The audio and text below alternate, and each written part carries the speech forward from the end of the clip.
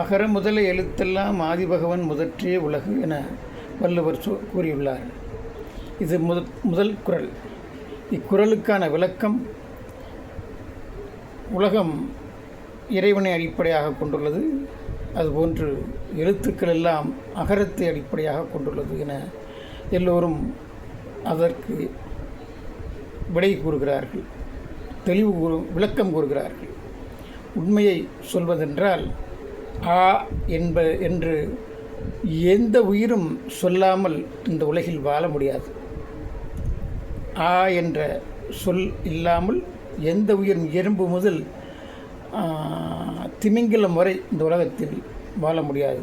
இன்னும் சொல்லப்போனால் ஒவ்வொரு செல்களும் ஆ என்று சொல்கின்றது. இதை மறுப்பதற்கில்லை.